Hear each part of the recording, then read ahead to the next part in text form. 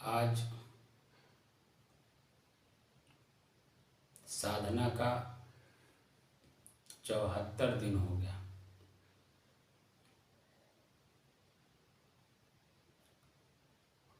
6 नवंबर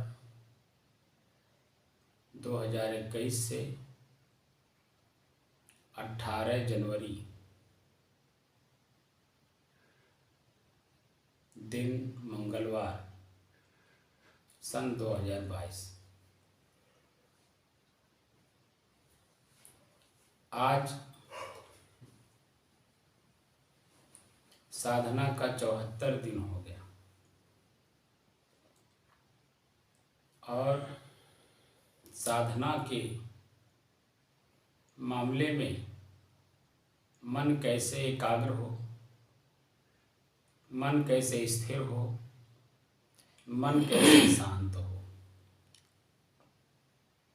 इसकी अनुभूति हमें हो, इसके बारे में मैंने कई वीडियो बना दी है। इसे शांत मन से जो भी सुनेगा, मन निश्चित तौर पे शांत होने में सहायक होगा।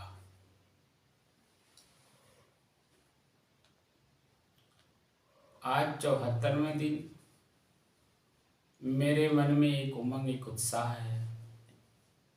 अभी तक हमने कॉमन रूप से सबके लिए बता दिया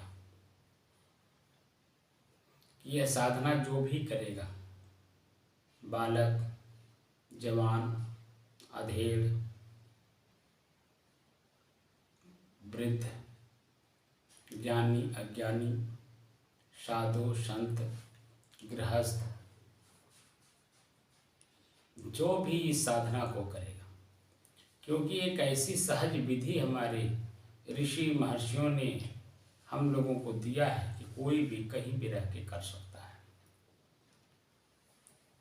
और वास्तविक दुख की जड़ में जा सकता है। हमारा मन दुखी है, क्यों दुखी है?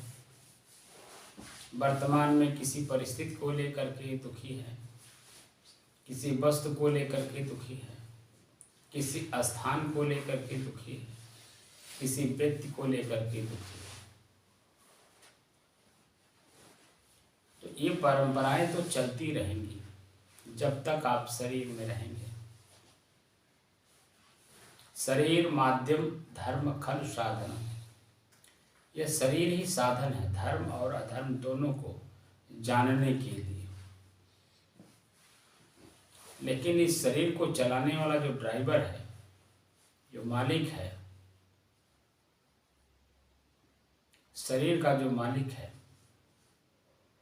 वह इन सब से परे, सबको जानने वाला, सबका उपभोग करने वाला, उसका परिणाम देखने वाला, जानने वाला, प्रयोग करने वाला, सहन करने वाला कोई और है।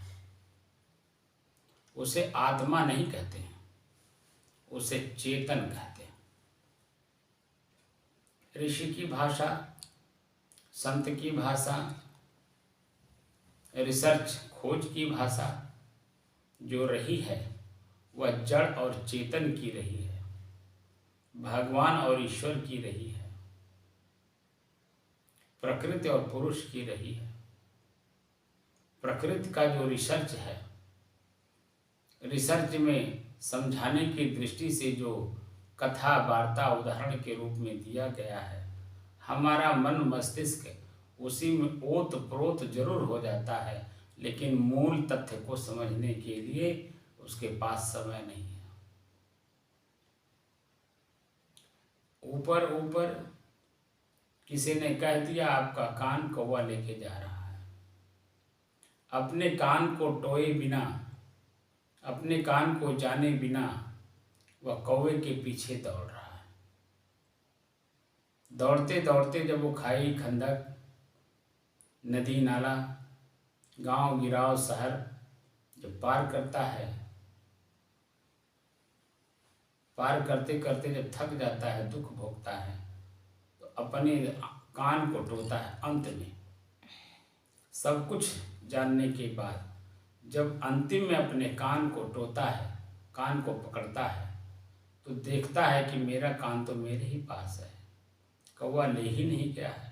हम झूठा उसके पीछे दौड़ रहे थे।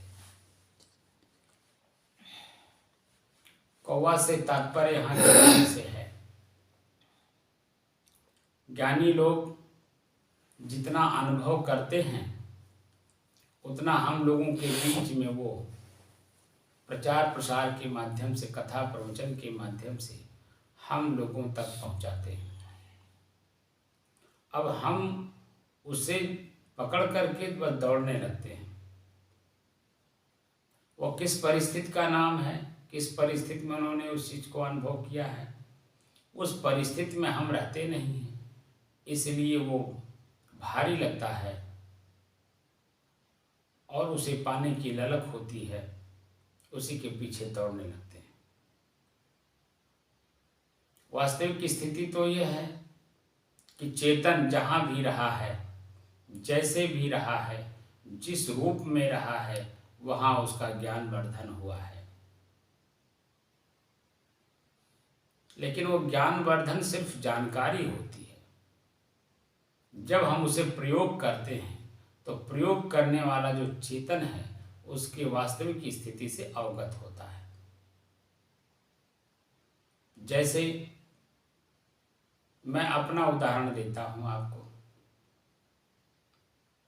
दूसरे का उदाहरण देने से जिस व्यक्ति का नाम लिया जाएगा या जिसके ऊपर इशारा किया जाएगा वह दुखी होगा, पीड़ित होगा।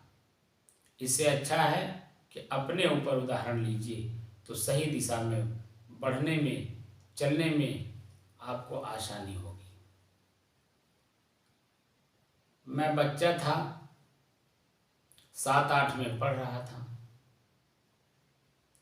उस समय में हमें किसी ने बताया कि संतोषी माता का व्रत रहने से आपकी इच्छाएं पूरी होती हैं। हमने शुरू कर दी। बताया गया कि 21, कम से कम 21 व्रत संतोषी माता का होना चाहिए। अब उसमें नीति नियम भी बता दिया गया। खट्टा नहीं खा सकते, चरपरा नहीं खा सकते, ये नहीं कर सकते, वो नहीं कर सकते। हमने सबका पालन किया। 21 दिन तक हमने संतोषी माता का व्रत रहा। उसका पूरा और समझदारी के साथ रहा कि इसमें वास्तव में क्या दम है, हमारी इच्छा पूरी कर सकता है, करके देखते हैं। मैंने किया। करने के बाद जब हमने देखा तो हमारी इच्छाएं कुछ भी पूर्ण नहीं हुई। जो मेरा लक्ष्य था वह मुझे नहीं प्राप्त हुआ, क्योंकि मैं ये करके देखना चाहता था कि मेहनत ना करना पड़े और वो चीजें हमें सहज भाव से मिल जाए। देखते हैं व्रत रखने से क्या हमें मिलता है। हमने देखा कि जब हम स्वयं परिश्रम नहीं करेंगे, जिस लक्ष्य को पाने के लिए हमने उद्यम करना था, हमने उद्यम किया ही नहीं। मात्र व्रत रहने से वह हमारी चीजें हमें कैसे प्राप्त होगी। व्रत तो होना चाहिए था कि मुझे चाहिए, तो उसी दिशा में काम किए होते, क्योंकि मुझे चाहिए तो मुझे ही काम करना था। दूसरे के ऊपर डिपेंड हमें नहीं होना था, तो वो चीजें हमें नहीं प्राप्त होंगी। आगे और किसी ने बताया एकादशी व्रत रही। एकादशी व्रत भी मैं रहा। मैं किन्हीं परिस्थितियों के कारण हमारे माता पिता, हमारा जहाँ पर वो रहते थे उस एरिया में मुस्लिम भाई ज़्यादा हुआ करते थे, तो हमने उन लोगों का व्रत भी मैं रहा। जिसको आप रोजा कहते हैं। 15 दिन तक हमने रोजा भी रह करके देखा। जो जिन जिन परिस्थितियों से मैं गुजरा, उन सभी परिस्थितियों को मैंने देखा। सुबह 4 बजे जगा दिया जाता है। सहरी क्या होता है? सहरी पूरा भरपेट भोजन कर लीजिए, पानी पी लीजिए, जो भी करना हो अभी अजान होने से पहले आप कर लीजिए। अजान होने के बाद आप न भोजन कर सकते हैं, न नाश्ता कर सकते हैं, ना पानी पी सकते हैं, यहाँ तक कि आप अपने मुंह के अंदर में जो थूक होता है वो भी नहीं बोल सकते हैं। उससे जो कुछ भी आपके मुंह में अगर आता है तो उसे बाहर ही कर सकते हैं, अंदर नहीं ले सकते। खुदा नाराज हो जाएगा।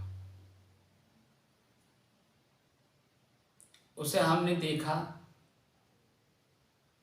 शाम के 5 साढ़े 5 बजे अजान होने के पहले तक शरीर अस्वस्थ हो जाता था, गला सूख जाता था, बोलने में, सुनने में, चलने में असमर्थता आ जाती थी। शाम होते अजान होने के बाद, अजान 2 बजे के बाद से ही, 2 बजे के बाद से ही बस एक ही लक्ष्य रहता था कि कब अजान हो, 5 कब बजे, साढ़े 5 कब बजे, अजान कब हो, और भूख लगा है, भोजन पेट में जाए। बस एक ही लक्ष्य हुआ करता था और कुछ नहीं। ईश्वर, अल्लाह, गॉड, भगवान कोई याद नहीं आते थे। बस एक ही बात याद होती थी कि बस अजान हो, भूख लगा है, जल्दी जल्दी पेट में कुछ डालें। हमने सब करके देख लिया। व्रत, उपवास, तीर्थों में जाना, सत्संग करना, भजन गाना, साधु जीवन में आने के बाद भी इनके पास जाना, उनके पास जाना, यहाँ जाना, वहाँ जाना, हमने सब काम किया।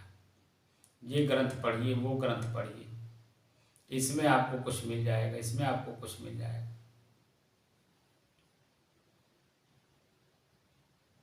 जो मूल ग्रंथ हैं, वेद, उपनिषद, श्रुति, स्मृति, शास्त्र, गीता, जो मूल चीजें हैं, मूल चीजों में मूल ही चीज है। सभी ग्रंथों में एक ही चीज है, जड़ और चेतन का ही ज्ञान कराया गया। शरीर से संबंधित क्रियाकलाप और शरीर को चलाने वाला जो चेतन है वो उसका पूर्ण बोध है, जिसे चेतन कहते हैं। चेतना का बोध कराने के लिए हमारे ऋषि, महर्षि, संत, महात्मा मूल रूप से सहज भाव में वह ग्रंथों में हमें दे गए हैं। लेकिन हमें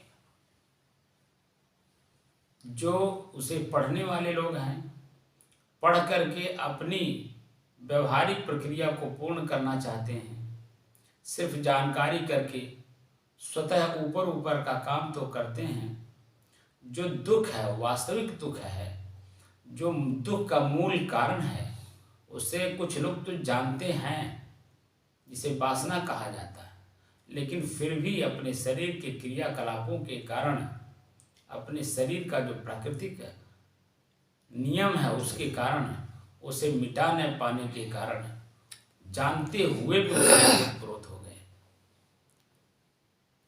और उन लोगों ने शरीर समाज को चलाने की दृष्टि से अन्य लोगों को ऊपर ऊपर का ज्ञान तो जरूर करा दिया, जो मूल चीज था वासना मुक्ति का, उसके बारे में ना उन्होंने प्रयोग किया। जानते तो थे, क्योंकि वेद, शास्त्र, उपनिषद, गीता, भागवत शास्त्र पढ़े हैं, उसमें मूल रूप से सभी जगहों पर एक ही बात आती है। लेकिन वो ऊपर ऊपर वाली बात है, व्रत रहिए, उपवास रहिए, तीर्थ में जाइए, सत्संग सुनिए, भजन गाइए। ऊपर ऊपर की बात तो उन्होंने बता दी, करते भी हैं, बताते भी हैं, लोगों से कराते भी हैं। लेकिन जो मूल जड़ है दुख का, जिससे मुक्त होना है, उसके बारे में जानते हुए भी न करते हैं, न बताते हैं, न जनाते हैं।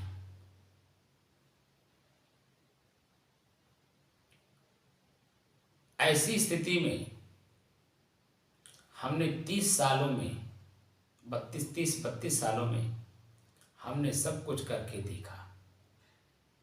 उम्र हमारी 50 साल, 10 अप्रैल 2022 50 साल मेरा पूरा हो जाएगा।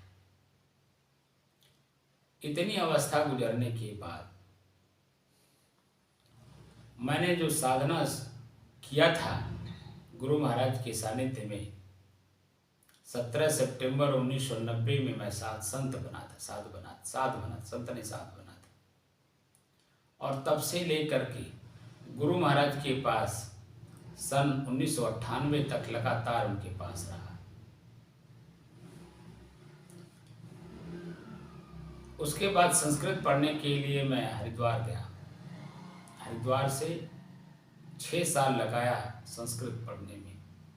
संस्कृत हमने पढ़ा, संतों से पढ़ा, जो त्यागी बैरागी संत थे उनसे मैंने पढ़ा।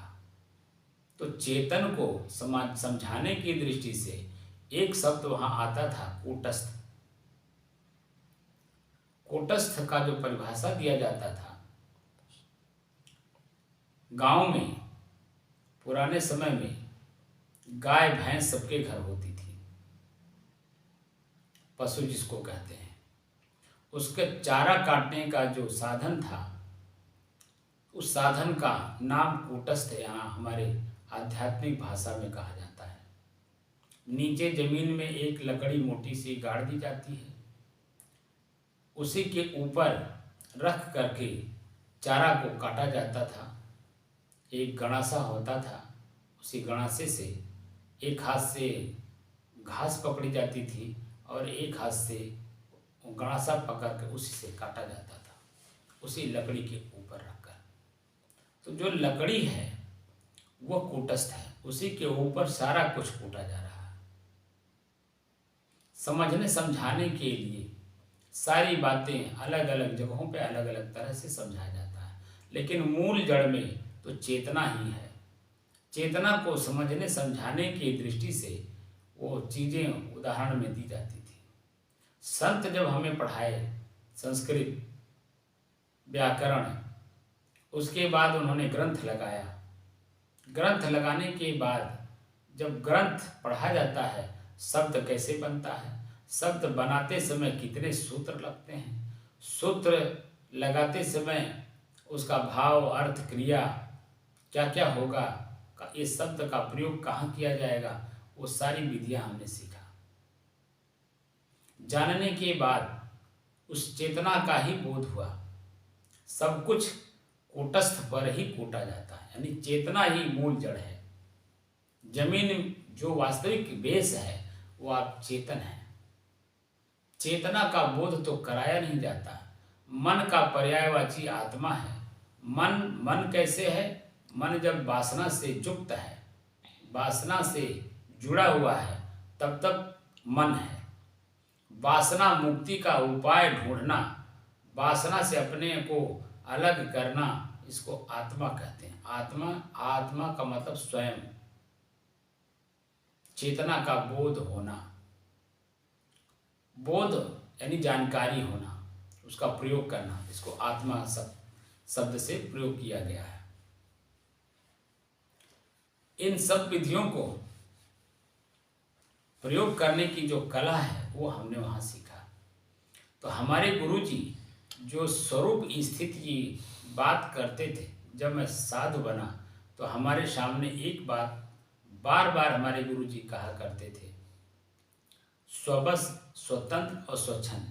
संत होता है स्वच्छंद। तो स्वच्छंद कब होगा? जब स्वबस और स्वतंत्र होगा। सारी कलाएं व्यवहारिक अपने पास स्वतः होगी। यहाँ तक कि सर का बाल हमारे गुरुजी ने स्वतः बनाने की कला सिखाया। हर काम स्वतंत्र स्वबस तभी होंगे जब सामाजिक माने शरीर से संबंधित जो क्रियाकलाप है स्वतः आना चाहिए। खेत में काम करना हो, बिजनेस करना हो, रास्ता चलना हो, बाल बनाना हो, कपड़ा धोना हो, भोजन बनाना हो, बर्तन मांजना हो, झाड़ू लगाना हो, कोई भी क्रियाकलाप ऐसी ना हो जो व्यवहारिक आपको ना आता हो। समय समय से परिस्थिति बस कब किसकी जरूरत पड़े उस जरूरत को कौन पूरा करेगा, क्योंकि चेतन आप हैं, आवश्यकता आपको है। तो आप अपने स्वतः करिए, दूसरे के ऊपर डिपेंड होंगे, दूसरा आके करेगा, आपसे करने का पारिश्रमिक मांगेगा, आप कहाँ से देंगे, क्योंकि आप साधु हैं। साधु के पास पैसे होते नहीं हैं, वो दूसरे से काम कराएगा तो काम कराने के एवज में जो उसका पारिश्रमिक होता है वो कैसे देगा। इसलिए स्वतः सारे काम करने की कला होनी चाहिए, तब आप स्वच्छंद होंगे। सारी विधियों को सीखने के बाद जब मैं हरिद्वार में इन सब चीज़ों को पढ़ा, दोनों का हमने मिलान किया। मिलान करने के बाद हमने देखा सब जगह वही बात लिखी हुई है। कुरान में रूह कहा जाता है, रूह से संबंधित सारी बातें उसमें लिखी हुई हैं। कुरान वास्तव में किसी भी क्रियाकलाप को करने के लिए विचार करने की बात करता है। किसी भी काम को करिए, विचार पूर्वक करिए और अपने ऊपर पहले प्रयोग करिए कि इस क्रियाकलाप से हमें क्या कष्ट हो रहा है। जो हमें जो कष्ट होगा, पीड़ा होगी, सुख होगा, वही सामने वाले को भी मिलेगा। कुरान वास्तव में कुरान है, वो वेद की तरह है, बिल्कुल निर्दाग है। उसमें जो बातें लिखी गई हैं परिस्थिति के हिसाब से, समय के अनुसार और देश काल परिस्थिति और व्यक्तिगत वहाँ के इन्वायरमेंट के हिसाब से वो बातें लिखी गई हैं। जो सऊदी अरब में इन्वायरमेंट है वो भारत के उत्तर प्रदेश जैसे देश प्रांत में इन्वायरमेंट नहीं है। यहाँ हर चीज़ प्राकृतिक रूप से आपको उपलब्ध है। आपको हवा शुद्ध मिल रहा है, जंगलात हैं, शुद्ध हवा मिल रहा है, फिल्टर हवा मिल रही है, किसी प्रकार का यहाँ कोई वो नहीं है। जंगल हैं, पहाड़ हैं, तो बदल आकर के यहाँ बारिश करते हैं। यहाँ की ज़मीनें हैं वो उपजाऊ हैं, हरा भरा, 6 ऋतुएं, 3 मौसम, यहाँ पर्याप्त मात्रा में सब कुछ आपको मिलता है। अब यहाँ की परिस्थिति वहाँ सऊदी अरब में और सऊदी अरब की परिस्थिति यहाँ भारत के उत्तर प्रदेश में, उत्तरी भूमि में, तो दोनों में फर्क पड़ जाता है। इसलिए जो हम आँख से देखते हैं, कान से सुनते हैं, जीभ से स्वाद लेते हैं, हाथ पैर से जो क्रियाकलाप करते हैं, उसी का मन बनता है और मन ही वास्तव में बुद्धि होती है। हम उसी अनुसार हम चलते हैं, जो कि ये सब हमारे साधन है, चेतना का साधन है प्रयोग करने के लिए। और चेतना में पुनः वापस स्थापित होना है, क्योंकि चेतना ही सुख दुख का उपभोक्ता होता है। दुख किसी भी क्रियाकलाप को करता है बड़े उमंग उत्साह से करता है, लेकिन जब परिणाम में उसे दुख मिलता है तो पश्चाताप करता है। तो करता तो चेतना ही है, भोक्ता तो चेतना ही है। तो चेतना को जानने की दृष्टि से हमारे ऋषि महर्षि संत महात्मा बड़े बड़े तपस्वी तपस्या किया है, उस चीज को जानने के लिए, समझने के लिए, उपयोग करने के लिए, और उसको उपयोग करने के बाद उसका परिणाम एकदम मन शांत होने में सहायक होने के लिए, यानी चेतना अपनी चेतना में पुनः स्थापित हो जाए, मन की गति रुकेगी और जब मन की गति रुकेगी तो सुख दुख दोनों का अनुभव करने वाला अगर कोई साधन है तो सिर्फ मन है। मन एकदम अपने आप में लगभग लगभग समाप्त हो जाता है। रहता है, लेकिन जो जरूरी काम होते हैं, जैसे शरीर है, जैसे भूख लगा, भोजन कब देना है, कितना देना है, कब देना है, कैसे देना है, हमारे सामने जो प्रस्तुत है उसे लेना है कि नहीं लेना है। क्योंकि जो शुद्ध सात्विक हो, शरीर को, मन को, बुद्धि को, समाज को किसी प्रकार का कष्ट पीड़ा न देता हो, उसका परिणाम कष्ट पीड़ा न हो, तो समझिए कि वो सात्विक है। जैसे दाल चावल रोटी सब्जी पेट भरने के लिए इतना पर्याप्त है। भूख कोतिया राम की करे भजन में भंग, इसको टुकड़ा डाल के तब करो सत्संग। सत्य का संग यानी साधना, मन को अपने आप में एकदम विलीन कर दीजिए, अपनी चेतना को अपनी चेतना में वापस पुनः लौटा लीजिए, तो बाहर की सारी वस्तुएं हूबहू जैसी हैं वैसी दिखाई देने लगेगी। उसी को तीसरा नेत्र कहा गया है। परिणामदर्शी आपका मन होना चाहिए। आपका मन परिणामदर्शी कब होगा? जब 6 चीजों का उपयोग करेगा, जिसको शास्त्र कहा जाता है। 6 अस्त्र। 6 अस्त्र का मतलब होता है, अस्त्र कहते हैं 6 मतलब 6, अस्त्र मतलब हथियार। हम बहुत लोगों से पूछते हैं हथियार कितने प्रकार का होता है, तो लोग सिर्फ बाहर की चीजों को बताने में कि महाराज अनेकों प्रकार का हथियार होता है, तो हम जब बताते हैं तब कहते हैं बात तो ठीक कहते हैं आप। अस्त्र वास्तव में हथियार को कहते हैं। हथियार सिर्फ 2 तरह का होता है, एक आंतरिक हथियार, एक बाहरी हथियार। बाहरी हथियार अनेकों प्रकार का हो सकता है, क्योंकि परिस्थिति कैसी है, जिन परिस्थितियों में जो बुराई आती है उसे दूर करने के लिए अनेकों प्रकार के हथियार बनाए गए हैं। एक चाकू से लेकर के मिसाइल तक, परमाणु बम तक, बहुत सारे हैं, अनगिनत हैं। परिस्थितियां कैसी होती हैं, उनको जैसा परिस्थिति होता है वैसा उपयोग किया जाता है। लेकिन जो आंतरिक है, एक दूसरा है आंतरिक। आंतरिक जो हमारा दुख है, पीड़ा है, उसे समाप्त करने के लिए 6 अस्त्र हैं। 6 अस्त्र, 6 हथियार हैं अंदर में। वो क्या है? ये जो प्रश्नवाचक चिन्ह हैं, क्या, क्यों, कैसे, कहाँ, कौन, और इन सब चीजों को प्रयोग करिए, और प्रयोग करते करते इतना प्रयोग करिए कि जहां प्रयोग ही खत्म हो जाए, यानी शांत हो जाए, वह स्थिति फिर आपकी शुरू होती है। क्योंकि इन सब चीजों का प्रयोग आप भौतिक रूप से करेंगे, मन से करेंगे, और मन को ही तोड़िए, और इतना तोड़िए क्या, क्यों, कैसे कर लगा करके कि एकदम मन शांत हो जाए, अपने आप में शांत हो जाए।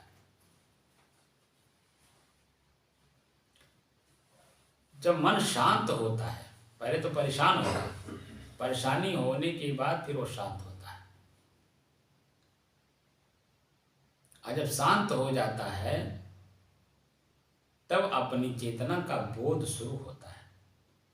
इन सब चीजों का प्रयोग करने वाला कौन था, कौन है, कौन होगा,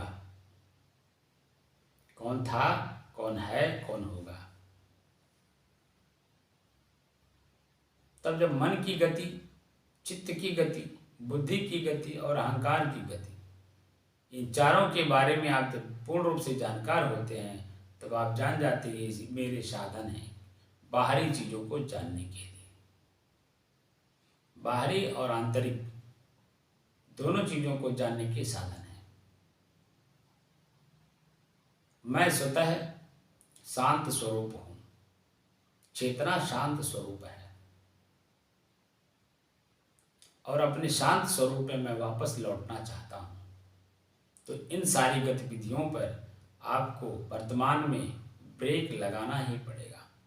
भूख लगी है तो कितना भूख लगी है, भूख लगी है तो उसमें भोजन कितना देना है।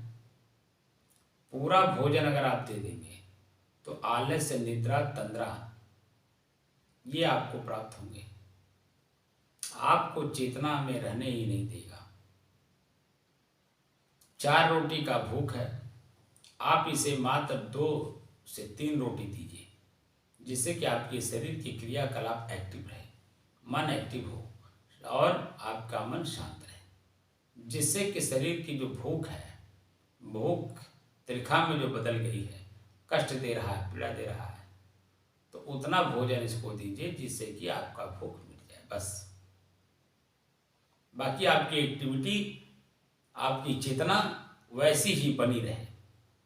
नींद शरीर में तब कब लेना है, कैसे लेना है, कितना लेना है, तो इसकी जब जानकारी होती है तो चेतना में एकदम बिल्कुल लीन रहिए, तो जितनी आवश्यकता शरीर को होगी, जब जरूरत होगी, वो अपने आप ले लेगा। अपनी चेतना में रहिए,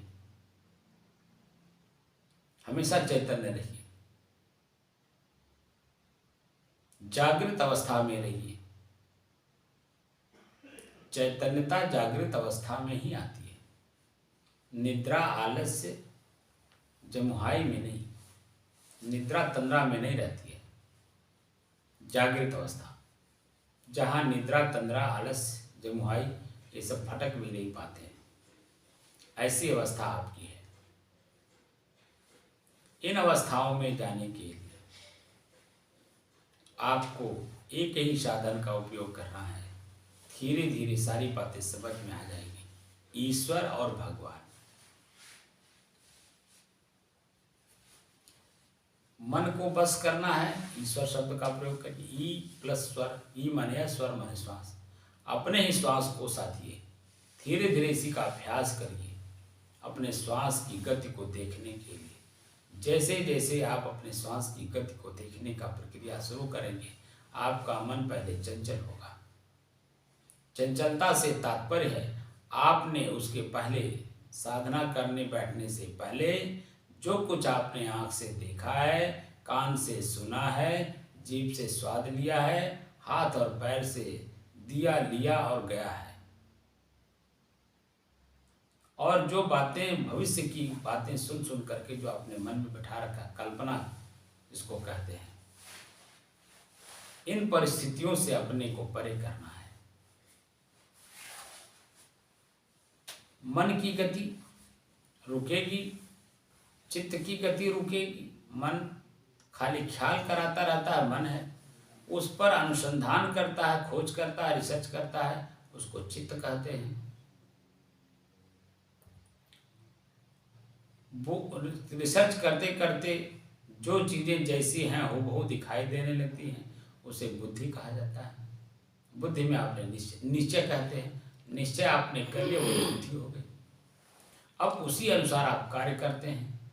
तो जब पृथ्वी यानी प्रकृति में परिवर्तन है, तो परिवर्तन की चीज़ों को एक जगह निश्चय करके मान लेना है, बुद्धि में निश्चय कर लेना, ये बुद्धि का दोष है। क्योंकि परिवर्तन क्षण क्षण होता है प्रकृति में, और क्षण क्षण परिवर्तन, 1 घंटे में कितना परिवर्तन हो गया ये सहज आप जान नहीं पाते हैं, और उसी चीज़ को लिए आप बैठे रहते हैं। लेकिन जब प्रयोग करते हैं, प्रयोग करते समय जब उसका परिणाम दूसरा कुछ आता है, तब आपके मन में आत्मग्लानि और पीड़ा होती है। आप परिवर्तन को समझ करके भी, परिवर्तन को भी समझें और फिर क्रिया करें कि जो उसका परिणाम आएगा हम उसे सहन करने, प्रयोग करने और उसका परिणाम भोगने के लिए हम तैयार हैं, तब तो हम किसी कार्य को करें, तो मन पर बुरा असर नहीं पड़ता है। हार्ट पे कोई प्रॉब्लम नहीं आती, ब्रेन हेमरेज होने में नसें नहीं फटती हैं, क्योंकि वह ब्लड प्रेशर इसीलिए बढ़ता है, हम चाहते कुछ और हैं, प्राकृतिक नियम के हिसाब से कुछ हो और रहा है, उसी में तनाव बढ़ता है, धड़कनें बढ़ती हैं, हमारे शरीर की सारी क्रियाएं बदलने लगती हैं, जो तरह तरह के रोग उत्पन्न करने में सहायक होते हैं। सहज भाव में हम थे, हम अपने आप को स्वतः असहज बनाए और फिर पुनः वापस सहज में जाने के लिए फिर पुनः उतना ही परिश्रम करना पड़ रहा है जितना परिश्रम करके हम असहज हुए थे। तो सहज चीज़ों को सहज में समझने की ही कोशिश किया जाए। तो ईश्वर, ई माने यह, स्वर माने श्वास, सहज भाव में जहाँ भी आप हों, जैसे भी हों, जिस रूप में हो, अपने ही श्वास को आप देखने का प्रयास करें। हमारा श्वास कैसे चल रहा है, तेज गति से, धीमी गति से या मध्यम गति से। तो हमारे विचारों के ऊपर ही डिपेंड करता है। हमारा विचार, हमारा मन क्या सोच रहा है। हम लोग इस समय शुद्ध सात्विक विचार में हैं, इसीलिए श्वास बिल्कुल नॉर्मल चल रहा है, बिल्कुल सामान्य गति से चल रहा है।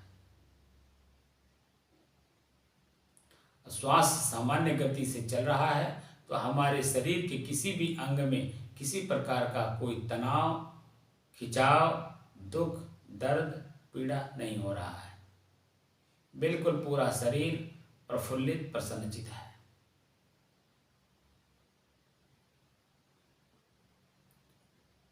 ये सामान्य गति है और सामान्य में ही हमें रहना है। तो सामान्य स्थिति में रहने के लिए फिर हमें पुनः अभ्यास करना पड़ रहा है। ये प्रश्न चिन्ह हमारे अपने ऊपर ही है। एक बार बाहर की वस्तुओं को पाने के लिए, उसे भोगने के लिए, उसका उपभोग करने के लिए हमने बहुत परिश्रम किया। अब जब उसका परिणाम सामने आ रहा है, परिवर्तन, तो उस परिवर्तन को देखते हुए अब मन सामान्य गति की ओर जाना चाहता, सामान्य स्थिति की ओर जाना चाहता, अपने मन को सामान्य बनाना चाहता है। लेकिन जो आपने परिश्रम करके जो चीज़ें देख लिया वो तो मन के ऊपर छाप रहेगा ही, वही तो मन है। चेतना के ऊपर छाप होगा, वही मन है। अब जब मन की गति अपनी चलती रहेगी तो वो चेतना की तरफ कैसे लौट पाएगा। इसे भी खत्म करना होगा, मन की गति को भी खत्म करना होगा, इसकी चाल को खत्म करना पड़ेगा। बिना खत्म किए अपनी चेतना में लौटना असंभव कार्य है। लेकिन असंभव को संभव करेगा कौन? वो मनुष्य ही कर सकता है।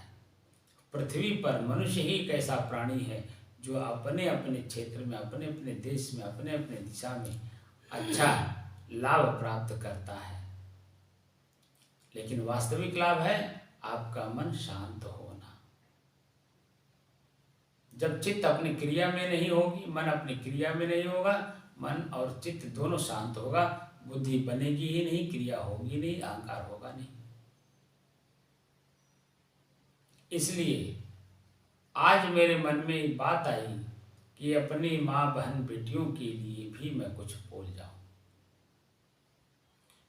क्योंकि जो शरीर है, घट भेद हो सकता है प्रकृति के नियमानुसार, लेकिन उसमें जो चेतन है वो चेतन एक ही जैसा है, पुरुष और स्त्री दोनों का।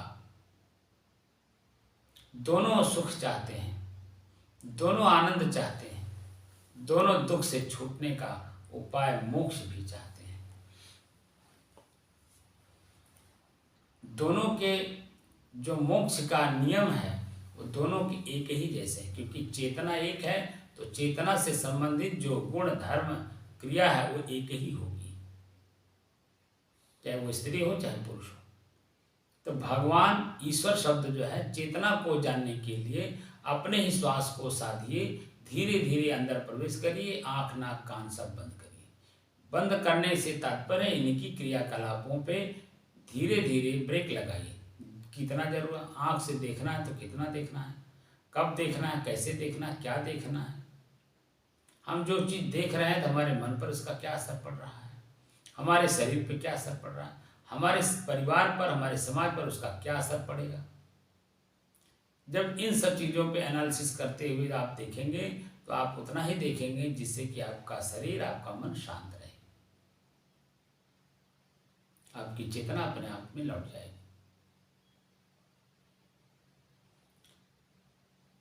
कान सुनता है शब्द, शब्द सुन करके आपके शरीर में ही क्रोध उत्पन्न होता है, आनंद उत्पन्न होता है। शब्द जैसे कान में पड़ता है, आपका क्रोध अपने आप से बाहर हो जाता है, दिखाई देने लगता है। कान सुनता है, आपका मन प्रफुल्लित प्रसन्नचित होता है, अपने मन से बाहर हो जाता है। लेकिन इन दोनों को जानने वाला, भोग करने वाला, प्रयोग करने वाला चेतन आप स्वयं इन दोनों परिस्थितियों से अलग हैं। तो अलग चेतन को समझने के लिए अपनी चीजों को कैसे समझें, कैसे जानें, मैं कौन हूँ, कहाँ हूँ, कैसा हूँ, किस रूप में हूँ, किस रूप रंग का हूँ, मेरा कोई रूप रंग है भी या नहीं, ये सब बोध कैसे होगा? जब अपने मन को शांत करने की विधि जान जाए। और शांत करने के बाद की गति क्या होती है वह आपको एक शब्द में बता देता हूँ, निद्रा अवस्था। स्वप्नावस्था, जागृत अवस्था, तुरीय अवस्था नहीं, एकदम निद्रा अवस्था। निद्रा अवस्था जो आपकी अचेती अवस्था में आपको प्राप्त होता है, उसे जागृत अवस्था में साधना के द्वारा उस स्थिति को प्राप्त करना है। मन में निद्रावस्था में कुछ नहीं रहता है, मन किसी भी प्रकार का क्रियाशीलता में नहीं रहता है, बिल्कुल मन शांत रहता है।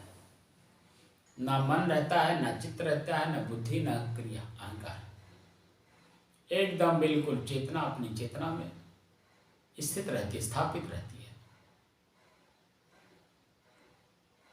शरीर का जो अपना प्राकृतिक नियम है वो होता रहता है, लेकिन आपके अंदर में जो चेतना है, वो चेतना में कोई क्रिया नहीं होती, वो चेतना चेतना में अपने पुनः स्थापित हो जाती है।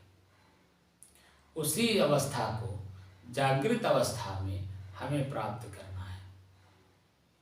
प्राप्त क्या करना है? प्राप्त बाहर की वस्तु की जाती है। हम जैसे हैं सहज में, वैसे ही सहज रूप में अपने आप में पुनः स्थापित हो जाए, बस। हम जैसे हैं उसी में स्थापित हो जाए। हम खुद शांत स्वरूप हैं, अपनी शांति अपने शांत स्वरूप में लौट जाए।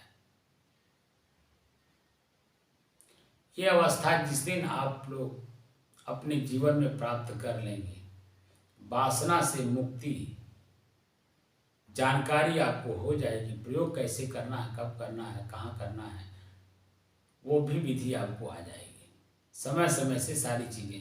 क्योंकि आप प्रेजेंट में हमेशा वर्तमान में शांत भाव में रहिए।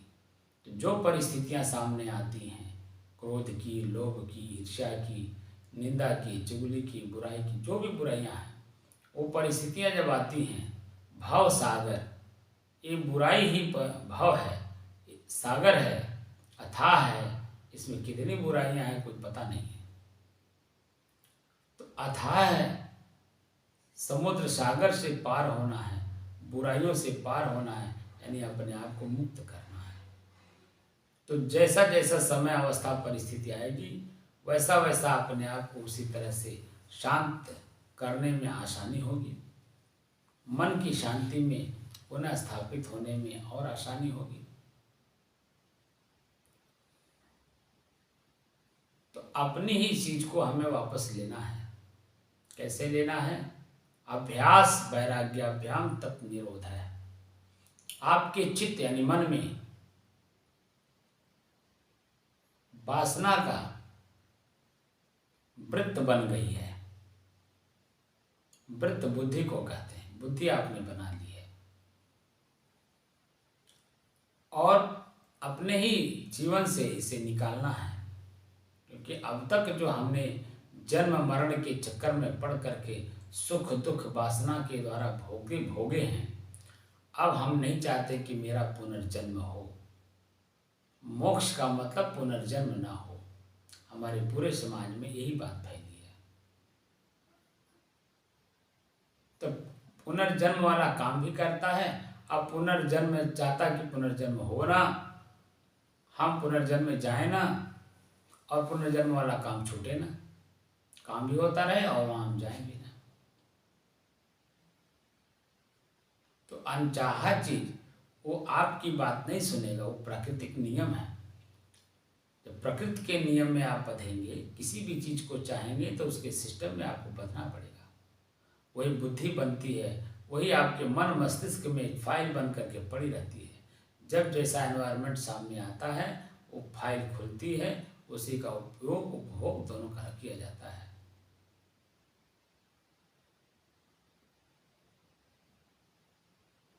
उसको प्रारब्ध, हमारी भाषा में प्रारब्ध बोलते हैं। तुलसी जस भवितव्यता तैसे ही मिले सहाय, आपने आवे ताहि पे ताहि तहान ले जाए। हम अपने शरीर के धर्म को, अपने शरीर की क्रियाओं को, शरीर के गुण को हम जानने का प्रयास करें। गुण अवगुण दोनों जब जानेंगे तब समता का प्रयोग होगा। समत्वम योग उच्चते। योग क्या है? समत्वम भाव। जो व्यक्ति जैसा है उसके साथ आप वही भाव प्रकट करेंगे जिस लक्ष्य में जो भाव की जरूरत है। जब जिस समय में भाव का प्रयोग किया जाता है तो सामने वाला भी प्रफुल्लित प्रसन्नचित होता है और मेरा शरीर, मेरा मन, मेरा चित्त, मेरा बुद्धि, मेरा क्रिया भी प्रसन्नचित प्रफुल्लित होता है, आनंदित होता है। उसी को परम आत्मा कहा जाता है। परम माने श्रेष्ठ, आत्मा माने आप स्वयं। अपनी श्रेष्ठता का प्रदर्शन आपने समाज के सामने की। समाज ने आपको एक कुर्सी दे दी परमात्मा की। परम आत्मा ये परमात्मा है, अपने आप को परिमार्जित कर लिए हैं। ये दुखी कभी नहीं रहते हैं। और कोई भी व्यक्ति इनके पास जाता है तो मानसिक रूप से संतुष्ट सुखी होकर के ही लौटता है। सत्संग, सत्य का संग। सत्य दो ही हैं जो सनातन है। सनातन किसे कहते हैं? जो सदैव रहे। सदैव रहने वाली वस्तु दो ही हैं, जड़ और चेतन। जड़ हमारा शरीर, चेतन इस शरीर को चलाने का जो सूक्ष्म शरीर है। सूक्ष्म शरीर को भी जो चलाने वाला है चेतन, अपनी चेतना को ही समझना है।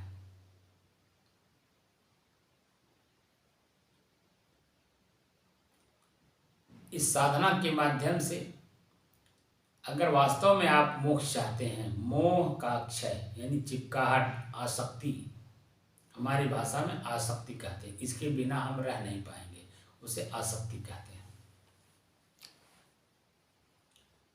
अनासक्त हम कैसे हों? जिस चीज के पाने के लिए आसक्ति हमारे मन के अंदर में भरी पड़ी है, हम उससे कैसे अपने आप को मुक्त करें, अनासक्त कैसे हों, यह विधि हम यहाँ पर सिखा रहे हैं। आप सभी लोग आकर के इस विधि को सीख लें, जान लें और अपने मन की शंका दूर कर लें, अपनी चेतना में पुनः लौट जाएं। मोह का क्षय, मोक्ष। आपका जो वास्तविक मोह होना चाहिए, प्रेम होना चाहिए, वह आपको अपने आप से होना चाहिए। अपने प्रति मोह है नहीं, अपने प्रति अपने को जानने की इच्छा है नहीं, इसीलिए हम दुखी हैं, पीड़ित हैं। और अपनी दुख पीड़ा हम तब तक नहीं मिटा पाएंगे जब तक अपने आप को जानने का प्रयास नहीं करेंगे। तो आइए आप सभी लोग अपने आप को जानने में कामयाब होइए। और ये चीज़ें निःशुल्क हैं। भौतिक रूप से आपको यहाँ पे आपके दिमाग में नहीं डाला जा रहा है कि आपको यहाँ कुछ जमा करना है। इसमें कोई भी व्यक्ति आ सकता है, जिसको भी मानसिक पीड़ा हो वह व्यक्ति कभी भी किसी भी समय इसमें प्रवेश कर सकता है, प्रवेश ले सकता है। उनका स्वागत है, अभिनंदन है। अपने दुख पीड़ा को समझकर उसे निकालने में आप कामयाब होइए, ये हमारी शुभकामना है। और शुभकामना के साथ ही हमने इस चीज़ को ओपन किया है कि प्रत्येक इंसान अपने ही मन से बहुत दुखी है। और इतना दुखी है कि हार्ट अटैक और ब्रेन हेमरेज हो करके या सुसाइड करके अपनी इस जिंदगी से ही अपने आप को खत्म कर ले रहा, अलग कर ले रहा है। जो अनेकों जोनियों में जा करके दुख और सहन करेगा। आज जो व्यक्ति अपने दुख से अपने आप को मुक्त नहीं किया तो कल कैसे कर सकता है? कल यानी पुनर्जन्म में कैसे जाके कर सकता है? क्योंकि वह तो वहाँ के शरीर के नियमों में बच जाएगा। इसीलिए आज ही वो चीज़ें दिखाई देना चाहिए और उससे अपने आप को अलग करने का उपाय ढूंढना चाहिए। उसका उपाय एक ही है, ईश्वर और भगवान। भगवान जड़ को कहते हैं, जो आपका शरीर है। शरीर हमारा जड़ है, यही भगवान है। भ से भूमि, ग से गगन, व से वायु, आग, न से नीर माने पानी। पंच प्रकृति को भगवान कहते हैं, जो आपका शरीर है। ये अपने नियम गुण धर्म स्वभाव में चल रहा है, ये किसी की सुनता नहीं है। न चाहते हुए बाल पक रहा है, न चाहते हुए आँख की रोशनी कम हो रही है, न चाहते हुए सुनने की क्षमता कम हो रही है, चलने फिरने की क्षमता कम हो रही है, मांसपेशियां आपकी गल रही हैं, तमाम बातें हैं। इसलिए अपने आप को ही साधने का प्रयास करिए और जहाँ कोई भी किसी भी प्रकार की संशय, शंका, रुकावट आ रही हो आध्यात्मिक दृष्टि से, उसके लिए सहर्ष आप मेरे पास बैठकर सत्संग कर सकते हैं। अपने आप को हूबहू मैं कैसा हूँ उसको जानकारी करने में, उसमें स्थापित होने में पूर्ण सहयोगी के रूप में मैं आपके सामने प्रस्तुत हूँ। आप अपने आप को जानिए, मैं कौन हूँ। मैं कौन हूँ ये भाषा जिस दिन आपको जानकारी हो जाएगी, निश्चित तौर पे मैं गारंटी के साथ कहता हूँ आपका मोक्ष निश्चित है। साहेब इसको बंद कर दीजिए।